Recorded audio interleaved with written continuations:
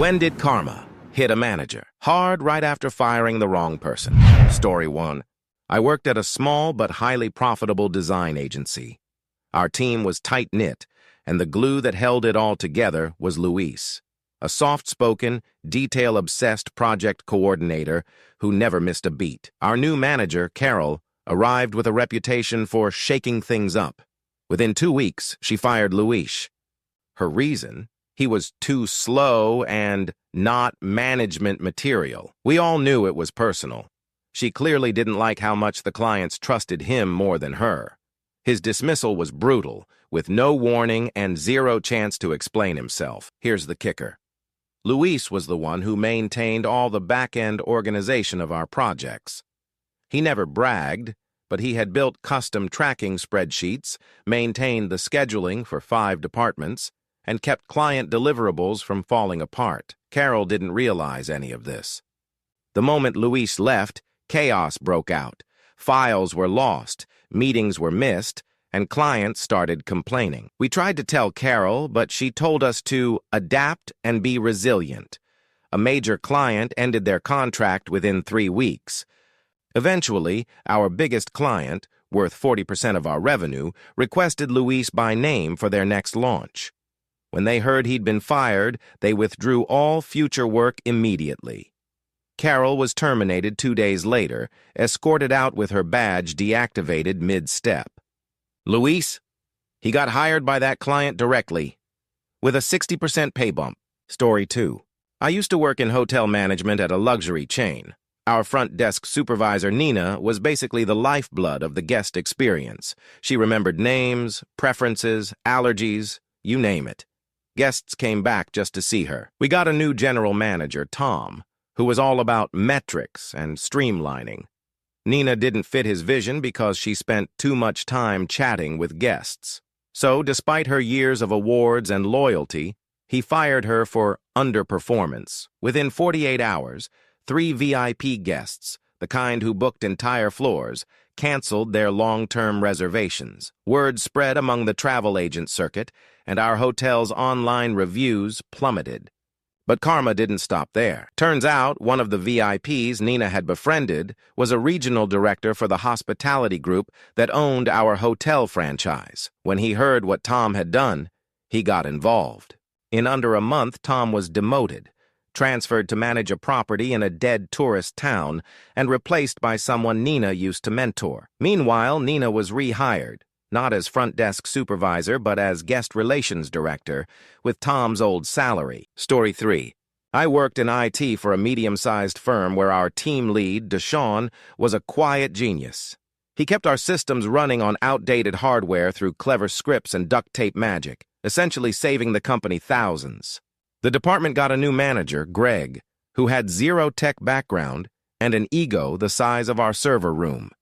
He called a meeting one day, accused Deshaun of not being team-focused, and fired him on the spot. Everyone was shocked, especially since Deshaun hadn't even taken a sick day in 3 years.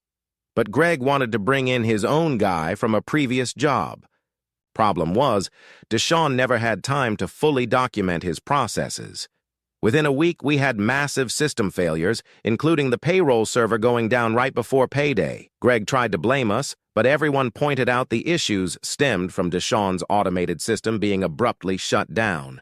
Corporate got involved when legal started asking why retirement contributions weren't filed properly. Greg was placed on administrative leave during the audit and never came back. HR rehired Deshaun as a consultant for double his original pay, and he refused to work under a manager again. Story 4. Back when I worked in retail, we had this assistant manager named Kelly who had it out for anyone who wouldn't kiss up to her. The best employee we had was Darnell, always on time, always kind to customers, and the top seller every month. But he didn't tolerate BS. Kelly accused him of creating a hostile environment after he rolled his eyes during one of her micromanaging rants. HR didn't do their due diligence and sided with her. Darnell was gone within 48 hours. The fallout? Every associate walked out in protest during the holiday rush, our busiest season. Several of us got hired by the competitor down the street, and we told every customer why we left. Turns out Darnell had helped train Kelly when she was new. She didn't know how to do returns, inventory, or even the closing process without him. The store made national news for its sudden shutdown during Christmas week. Corporate fired Kelly, apologized to Darnell, and begged him to come back. He refused, and now owns a sneaker shop that outsells that retail chain in our city. Story 5. My cousin Anna worked for a marketing firm where her manager Ron had a weird obsession with hiring people who looked and acted like him. Frat boy energy, sports metaphors, all that. Anna was the only woman on the team and consistently outperformed everyone, but Ron hated that she didn't fit the culture. She got fired under the guise of restructuring, though it was pretty clear to everyone it was personal. Her clients, several major accounts, weren't even informed until she was gone. Karma showed up fast. One of her accounts immediately pulled $500,000 in ad spend when they learned she was gone. Another called to complain about how unprofessional the new rep was, Ron's drinking buddy. Within 2 weeks, the firm lost 3 key accounts. The board started asking questions, and an internal review revealed Ron had been giving bonuses to friends who weren't even pulling their weight. He was fired publicly during a shareholders' call. Anna, she was already working freelance with 2 of her old clients and charging triple. Story 6. At the university bookstore I worked at, our inventory manager, Paula, had been there over 15 years. She didn't just keep the place running, she was the place. She knew every professor's preferred edition, student rush periods, vendor tricks, the works. Enter a new director named Sean, young, cocky, MBA fresh, and hell-bent on digitizing everything. He saw Paula's old-school spreadsheets as a joke and claimed she was holding the team back. Within a month, she was let go. No party, no thanks, just an HR envelope and a security escort. Sean replaced her with a flashy inventory program and an intern who didn't even know the difference between hardback and paperback SKUs. The next semester? A disaster. Textbooks were late or missing. Professors were livid, and one department threatened to blacklist the store entirely. Students flooded the place with refund demands. Sean tried to blame suppliers, but faculty emails proved Paula had always caught those issues before they became problems. A tenured history professor called in a favor with the dean, and soon after an internal audit found Sean had mismanaged over $50,000 in stock. He was invited to resign. Meanwhile, Paula was brought back, not as inventory manager, but as operations director. Sean's digital system? She scrapped it and trained up a real team. The store's profits rebounded in a month. Story 7. I was working as a junior copywriter at a growing ad agency.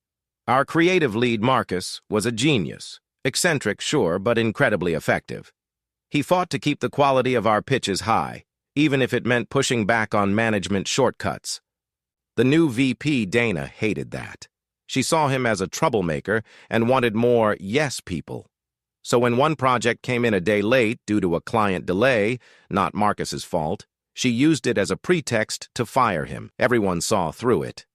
Marcus didn't make a scene. He just walked out quietly. A month later, we lost 4 pitches in a row. Turns out, Marcus had been doing far more behind the scenes, prepping junior teams, ghostwriting key slogans, and maintaining client rapport Dana didn't know existed. But the worst blow? One of our biggest accounts left to start their own in-house team. And guess who they hired to lead it? Marcus. Within 6 months, he'd pulled 3 more clients away.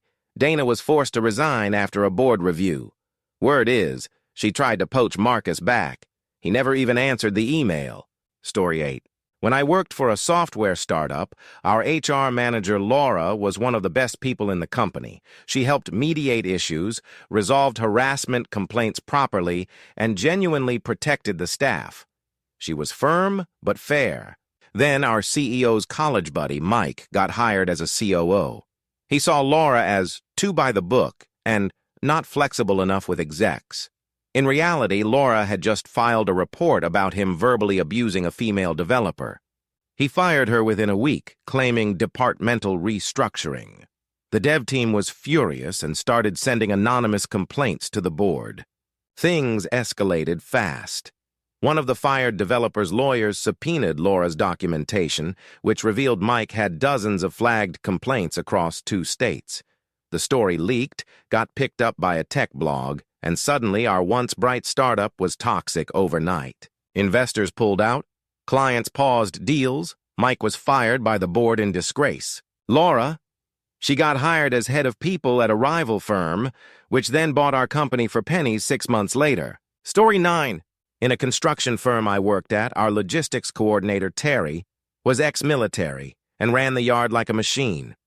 Tools were always accounted for, deliveries ran smooth, and even OSHA inspectors praised his setup. Our new regional manager, Lyle, thought Terry was too intense and claimed he created a stressful environment. In reality, Lyle just didn't like that Terry questioned his shady budget reallocations. Lyle fired him mid-project right before a huge bid for a city contract. What followed was chaos. Equipment went missing, job sites ran out of materials, a backhoe was even delivered to the wrong city. Terry had kept everything in line because he cared.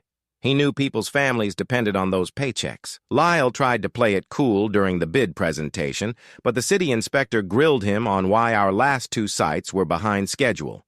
And then Terry, who had been quietly hired by our competitor, walked into the room, representing them. Guess who got the $3 million contract? The next day, Lyle was asked to explore other opportunities. Terry got a bonus and his team back.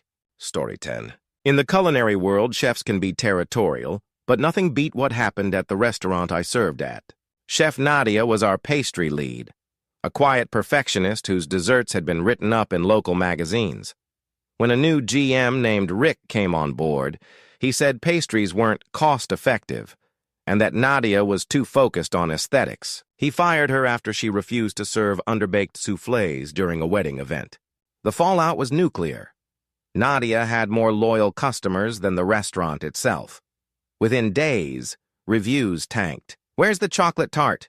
became a meme on local foodie sites. Then, the real twist. One of the couples she had done a custom cake for was secretly a food critic and restaurant investor duo. They were livid over her firing and posted a blistering exposé. Rick was gone in a week. Nadia? She opened her own dessert bar 2 blocks down, lines around the corner. Guess where our old regulars go now? Story 11. I worked in a regional call center for a medical billing company. Everyone knew Sophie, a quiet woman in her 40s who'd been there a decade and trained nearly half the office. She wasn't flashy, didn't gossip, and made sure everyone got their schedules right. She also handled disputes with hospitals that no one else could untangle. A new manager named Brent came in from out of state and decided Sophie was dead weight. His reasoning? She didn't meet his KPI metrics, even though her work literally prevented lawsuits and saved contracts. Without warning, she was let go. He brought in 2 temps to replace her, then went on a team-building off-site. During that time, over 70 unresolved accounts escalated to legal action. Turns out, Sophie had been personally handling them but never took credit. One of our hospital clients demanded to speak with her. When they found out she was fired, they gave us a 14-day ultimatum: either get Sophie back or they'd terminate their $1.2 million contract. Brent tried to fake it by assigning someone else under her login, a huge HIPAA violation. The client found out, reported it, and the company got hit with fines. Brent was escorted out the same day the fines landed. Sophie returned as a compliance director. Story 12. At my last tech job, we had an office manager named Jorge. He wasn't in a techie role, but he did everything. Set up laptops, ordered ergonomic chairs, handled building inspections, managed budgets, and always with a smile. New CTO rolled in, Elon wannabe type. He said Jorge's role was non-essential and terminated him to cut non-dev costs. First week without Jorge, the internet went down. No one knew who the ISP was. The building's AC failed. No one knew the landlord's contact. The fridge broke. The CEO's lunch spoiled. Payroll was delayed. Jorge had been the bridge with the finance software. Eventually, HR found out Jorge had actually been working 2 jobs worth of tasks and had trained zero backup because no one ever thought he'd be fired. The CTO was forced to apologize, but Jorge had already been hired elsewhere at a 30% raise. The company begged him to consult, and paid triple his old rate. That CTO let go 2 months later after his cost-cutting ended up costing us our biggest software release deadline. Story 13. I worked for a wedding venue where Marisol was our events coordinator. She was magic. She could juggle 3 weddings in one day without blinking. Everyone trusted her. Florists, DJs, brides, vendors. Then came Alex, our new efficiency expert. He decided to automate everything and said Marisol's style was outdated. Within a month, he replaced her with a scheduling app and a part-time assistant. Disaster. A wedding got double booked. One bride's florist showed up at the wrong venue. A cake delivery melted in the summer sun because no one met the vendor at the loading dock. One furious couple was the niece of a well-known event planner who started posting videos exposing the chaos. It went viral. The owner of the venue fired Alex immediately and begged Marisol to come back. She agreed, but only if she could run her own agency under her own name and contract back to the venue. She now books more events than the venue itself. Alex? Last we heard, he runs a gym app with 2 downloads. Story 14. A friend of mine worked as a chemist in a pharmaceutical lab. She had a manager named Ted who always seemed threatened by smart women. My friend, Priya, had designed a testing protocol that cut error rates by 50%. Instead of crediting her, Ted claimed the idea as his own. When she confronted him in private, he retaliated, citing insubordination and having her contract terminated. Karma didn't wait long. A few weeks later, one of the drug batches failed quality control. Ted insisted it passed. But when regulators asked for the protocol documentation, it was clear Priya had made the last accurate one. Ted had updated it and accidentally allowed a critical step to be skipped. Regulatory fines hit. Production was halted. Investors panicked. The company launched an internal investigation and found Ted had altered multiple documents to look like the original was his. He was fired for cause and is now reportedly blacklisted in that sector. Meanwhile, Priya was hired by a competitor and recruited half the old lab staff to join her. Story 15. In the world of nonprofits, reputations mean everything. I worked at one that provided resources to at-risk youth. The person who held it all together was Kevin, a calm, gentle soul who could diffuse fights, talk to donors, and write grant proposals like a pro. Our new executive director, Melanie, came in from a marketing background. She didn't like how old-school Kevin was and thought his style didn't match her vision of a modern impact brand. So she fired him under the excuse of realigning organizational goals. Bad move. Kevin had relationships with donors, families, and the entire local government network. The week after he left, 2 major grants were pulled due to lack of continuity. A scheduled fundraiser saw half the attendees cancel. Staff morale crashed. Then came the kicker. A journalist doing a feel-good piece called Kevin, and when they found out what happened, published a takedown story on Melanie's leadership. The board held an emergency vote and removed her. Kevin? He's now the director of a new nonprofit, funded by 3 of our old donors who followed him. Story 16. I worked as a quality inspector at a small automotive parts plant. We had a woman named Sharon who'd been with the company over 20 years. She wasn't flashy, no LinkedIn profile, no fancy degrees, but she knew every piece of machinery by ear. She could hear a gear misaligning before it broke. When a new plant manager, Jeff, came in from corporate, he saw her as old guard. He wanted younger, data-driven people. So he fired her under a reorganization excuse and brought in a recent grad with 0 shop floor experience. 2 weeks later, a shipment of faulty parts was sent to one of our top clients, an aerospace contractor. Sharon would have caught it instantly.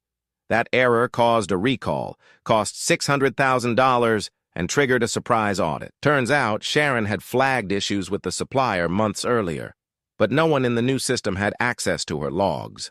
Jeff was fired before the audit finished. Sharon? Recruited back immediately. Her new title? Chief of Operational Integrity. Story 17. I was a bartender at a high-end rooftop lounge. Our head mixologist, Andre, was the reason people came. He invented signature drinks that got featured in food magazines. He trained everyone and had a loyal social media following. The new bar manager, Cheryl, didn't like that he was more popular than her. She started nitpicking him over small things: garnishes, glass placement, even his shoes. Eventually, she suspended him for insubordination and then terminated him when he refused to apologize for calling out a health code violation. Within a week, customers stopped coming in. Reviews tanked. Influencers began tagging the lounge with hashtag #WhereIsAndre. Then came the plot twist. Andre had partnered with a restaurant down the block to start a speakeasy-style bar. Within a month, their line wrapped around the corner. Cheryl tried to launch her own signature menu, but no one cared. She was fired after the owner saw empty bar stools on a Friday night. Andre's bar is now booked weeks out. Story 18. My uncle ran IT at a public school district. His team relied heavily on a guy named Reggie, a soft-spoken systems analyst who could recover crashed servers in his sleep. Reggie never asked for praise, just quietly fixed what no one else could. A new superintendent came in and brought a young IT director from her previous job, who immediately labeled Reggie overpaid and not collaborative. Reggie was laid off and replaced with a flashy guy who talked big but didn't know legacy systems. The next month, statewide testing began. Students couldn't log in. Servers failed. Teachers couldn't access materials. Parents complained, and local news stations picked it up. The kicker? Reggie had emailed warnings before he was fired about outdated infrastructure. The district ignored him. The school board removed the superintendent in a heated meeting streamed live. The IT director was gone the next day. Reggie, rehired as a private contractor at 4 times his old hourly rate. Story 19. I worked in finance, and our compliance officer, Maya, was a hawk. She read legalese like it was fiction and kept us from walking into regulatory landmines. Her attention to detail saved us from multiple violations. Then came a flashy new CFO who saw compliance as a brake pedal on innovation. He fired Maya to bring in someone more agile. Within months, that new person missed a change in SEC filing rules. A minor quarterly report error ballooned into a formal investigation. We were fined $1.8 million, and our stock dipped nearly 12% in a week. Investors demanded answers. Once they saw that Maya had flagged the issue prior to her departure, in writing, the CFO was asked to resign immediately. Maya, hired back by the board as head of risk, reporting directly to the CEO and with stock options. Story 20. At a museum where I interned, the head of exhibitions, Lorraine, was the most respected curator on staff. She had decades of knowledge, built relationships with collectors, and brought in record-breaking attendance numbers. A newly hired executive director from the private sector, Blake, thought she was too academic and not visionary enough. He fired her, claiming the museum needed modernization. He replaced her with a friend who had no curatorial experience but a fancy PR background. The result? The next exhibit flopped, poorly researched, riddled with mislabels, and one artifact turned out to be a replica mistakenly displayed as authentic. Donors were furious. One pulled $2 million in pledged funding. Blake was quietly let go after a board review.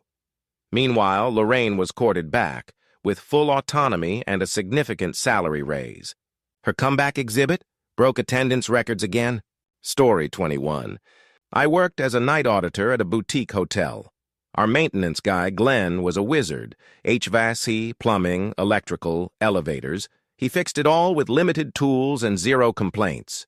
But he was quiet, didn't engage in workplace gossip, and often avoided company events. The general manager, Sasha, thought Glenn was antisocial and didn't represent the brand.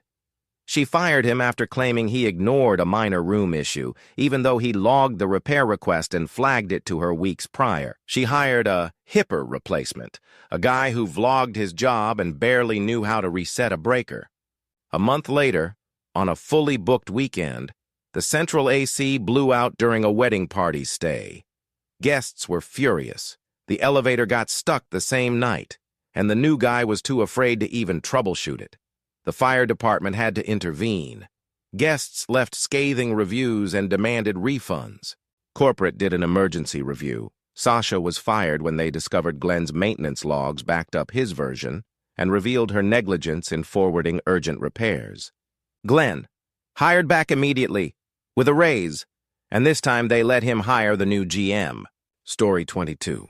In my old logistics company, we had a dispatcher named Mel who could juggle over 100 shipments in her head.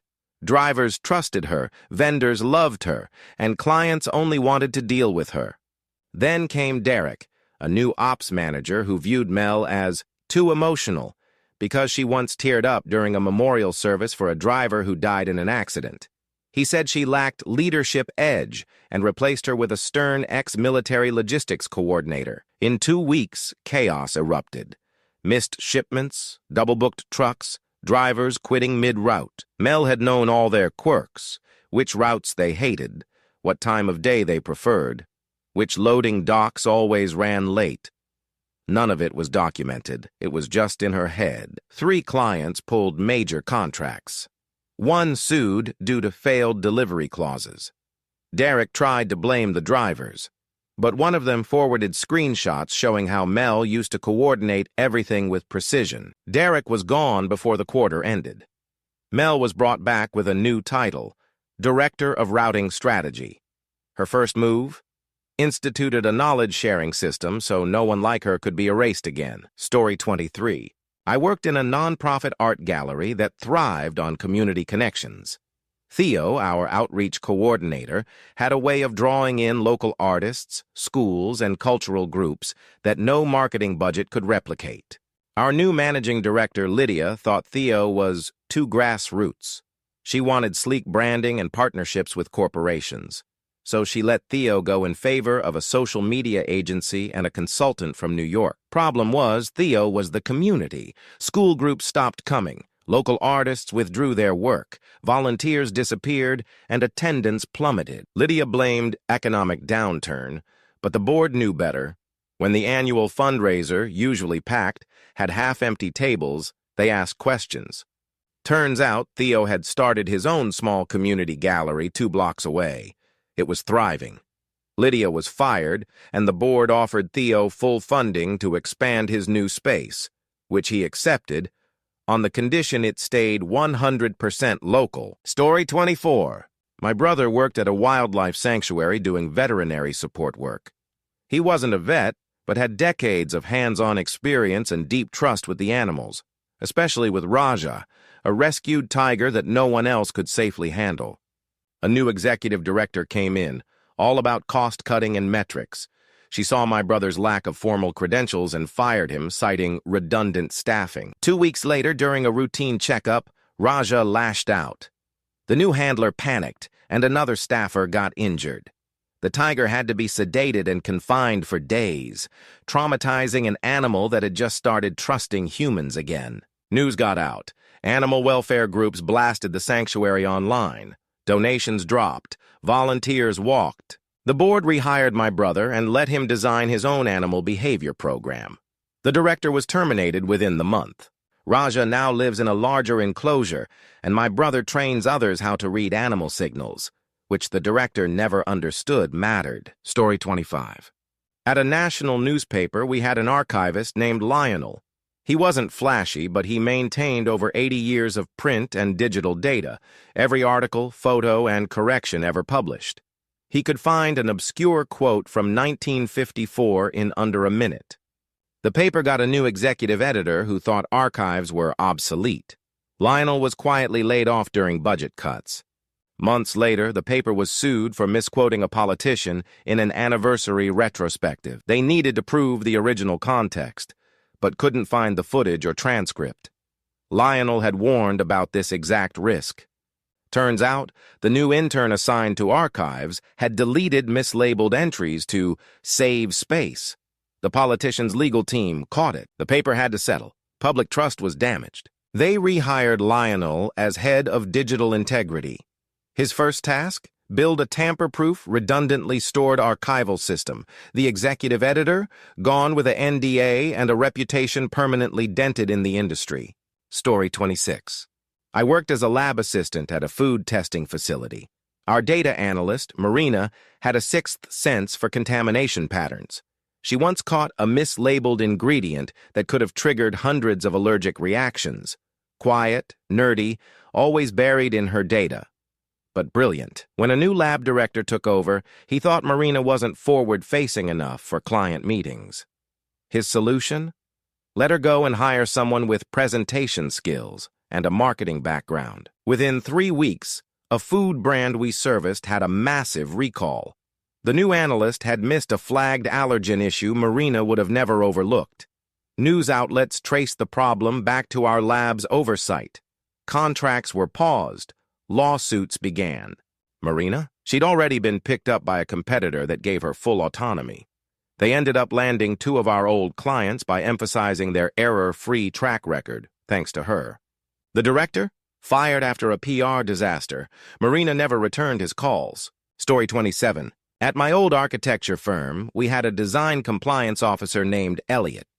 He wasn't a designer, but he reviewed every plan to ensure it met city codes, historical preservation rules, and ADA regulations. A quiet guy, but meticulous and deeply respected by city planners. When the firm's new managing partner wanted to speed up approvals, he accused Elliot of slowing projects down and let him go to cut costs. Bad move. One of our luxury condo projects, and worth $8 million, got stalled during inspection. Turns out, the new compliance process missed a zoning overlay and historical restriction.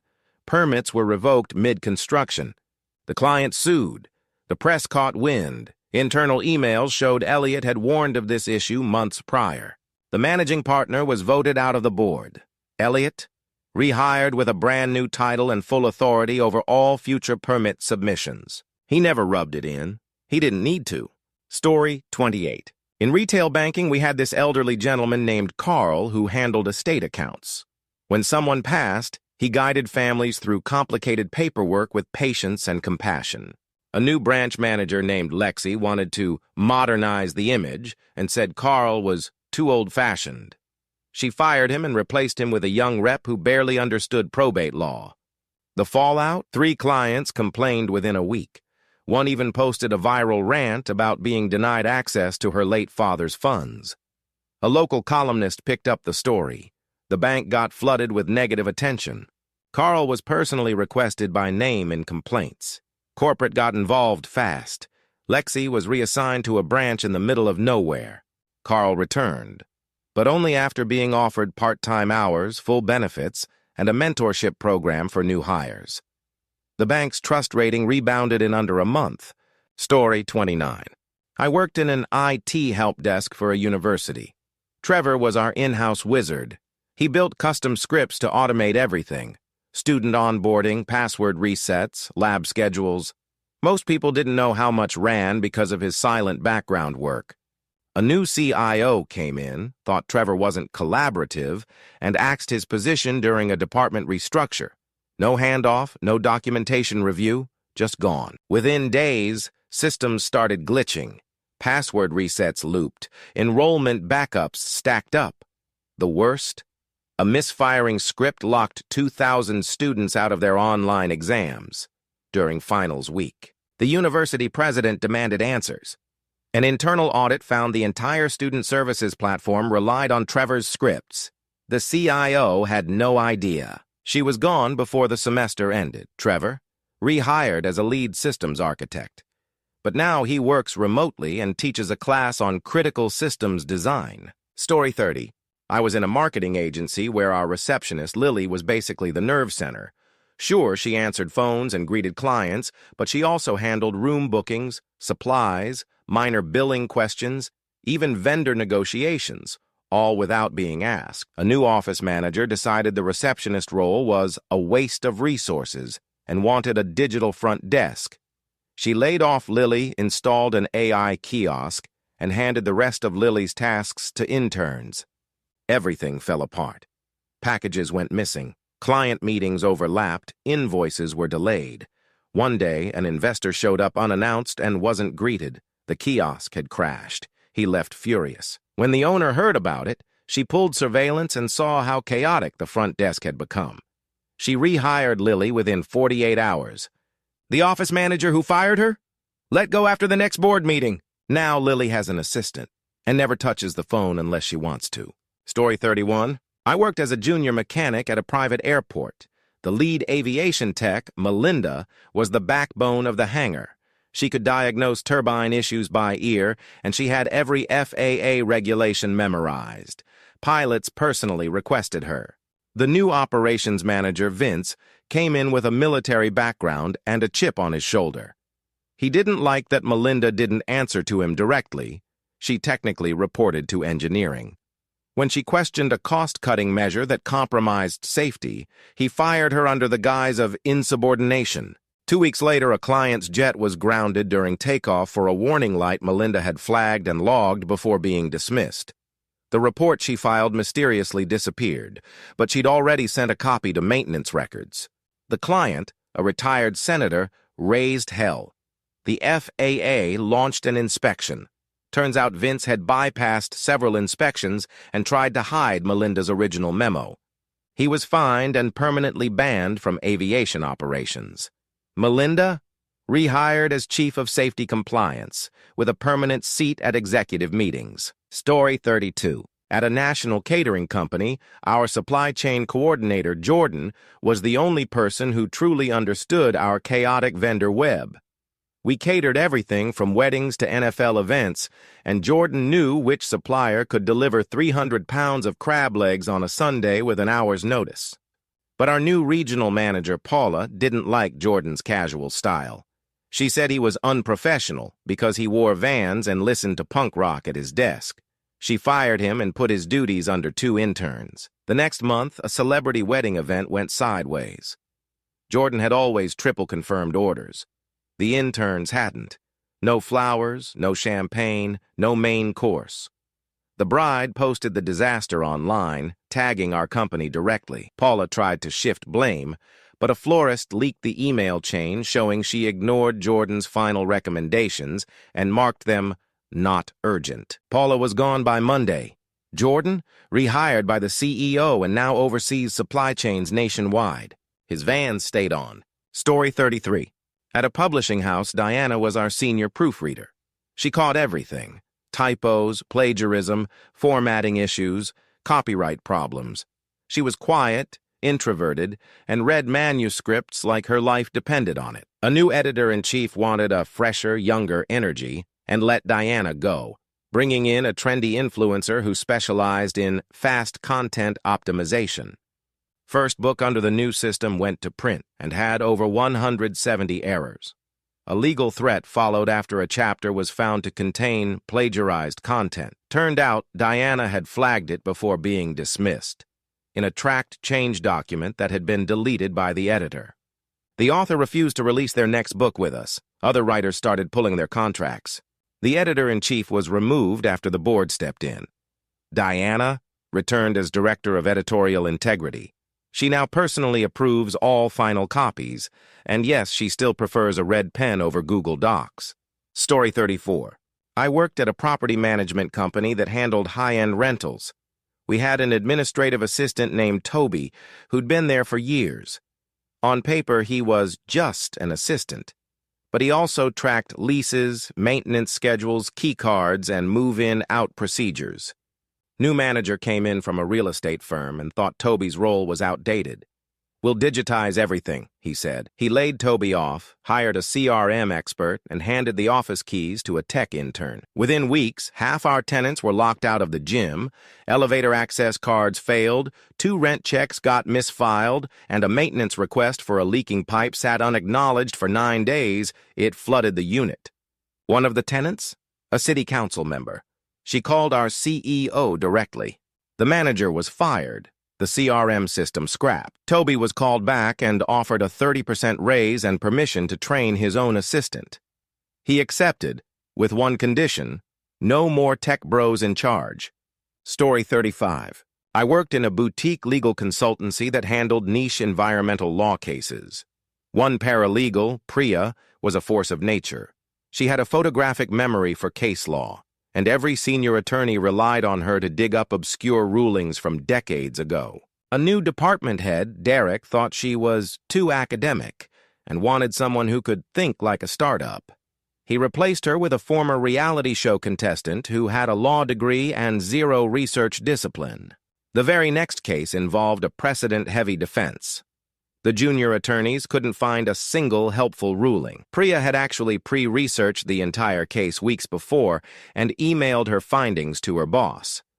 Derek deleted the file because it wasn't part of the new workflow. We lost the case. Badly. The client sued for negligence, citing emails they were CC'd on where Priya had predicted the outcome if the ruling wasn't used. The firm settled. Derek was demoted. Priya, hired by the same client's in-house team, and now bills her old firm at triple her former rate. Story 36. At a logistics firm, we had a woman named Keisha who handled customs paperwork for international shipments. No one could make sense of international trade codes like she could. She had direct contacts in half a dozen ports and could get shipments through customs in hours, not days. Then, a new manager named Bryce came in from a retail background. He said Keisha's role could be streamlined with automation software. She was laid off, and a third-party firm was hired to handle the documents. Almost immediately, shipments were delayed. One truckload sat at a European port for 9 days because a single digit in the import classification was wrong. Another shipment got flagged as hazardous when it wasn't. Clients were furious. A food supplier lost a week's worth of refrigerated cargo and canceled their contract. Bryce tried to blame the vendor until one of the port agents forwarded a voicemail from Keisha where she had pre-warned them of the exact problem weeks earlier. Bryce was fired. The company reached out to Keisha with an apology and an open budget. She came back, negotiated a 4-day work week and a 40% raise. Story 37. My old job was at a boutique clothing manufacturer. We had a pattern cutter named Ernesto who'd been there for 15 years. He could create accurate prototypes from napkin sketches. Fashion designers loved him because he translated ideas into real garments in hours. Then the company hired a flashy creative director who wanted to modernize and bring in CAD-only workflows. Ernesto, who preferred drafting by hand, was let go. Their next collection was a disaster. The CAD designer misunderstood several of the silhouettes, and the samples didn't fit human bodies properly. A major trade show debut flopped. Critics pointed out confusing geometry and inhuman proportions. Turns out Ernesto had quietly been correcting designers' errors without fanfare. No one realized how much he protected the brand. The creative director was fired by the owner after sales tanked. Ernesto rehired as lead technical designer.